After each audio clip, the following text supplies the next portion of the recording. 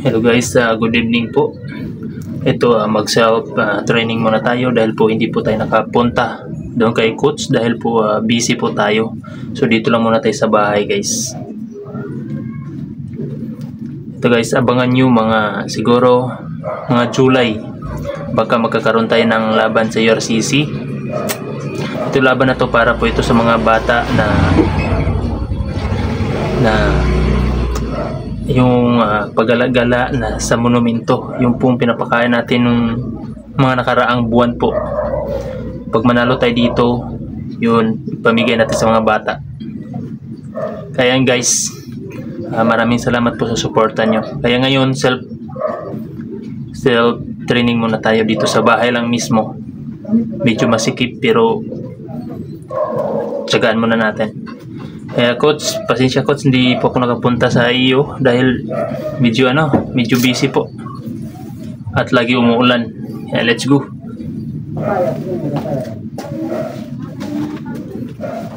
Pero maglagay muna tayo ng hand wrap.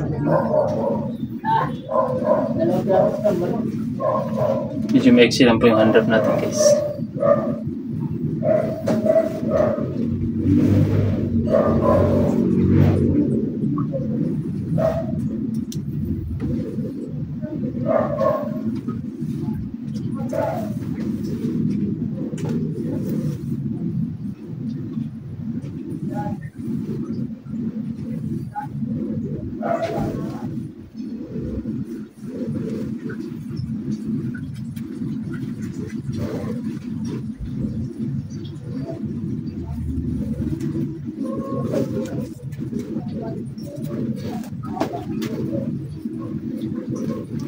Kailangan natin maglagay ng hand wrap para safety po yung ating kamao at hindi may injury.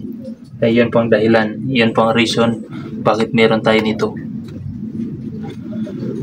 Alam nyo guys, yung labanan po natin is K1. Hindi lang muna tayo sa MMA dahil medyo mahirap. K1 lang muna. Sipa, suntok at saka siko lang guys.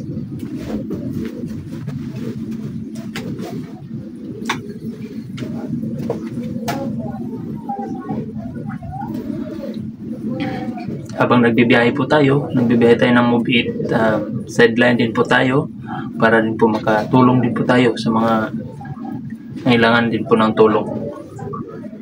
Yan po ang purpose ko guys. Kaya sa lahat ng mga sumusuporta sa akin, maraming salamat po sa inyo. Ito po ay for entertainment lang. Lalo po sa mga nagbibigay sa akin ng star, thank you. Malaking tulong po sa akin yun. At siyempre sa mga bata na tinutulungan natin, pinapakain natin. Kasi kawawa sila guys. Minsan kumakain ka, nanghihingi sila ng pagkain. Siyempre kawawa pag hindi mo bigyan. Kaya ito rin yung paraan ko guys na makatulong tayo. Dahil po, palaro po yung URCC sa mga vlogger na hindi naman mga vlogger na mga baguhan ng mga vlogger nagay sa akin, kaya pasok po tayo ron. Kaya let's go. Kasama si Ipa yun guys, kaya inat-inat mo na.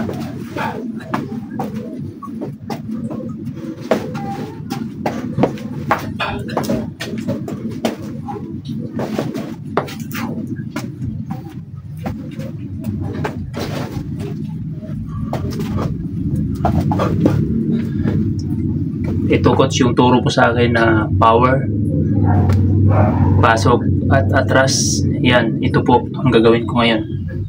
I-review ko lang.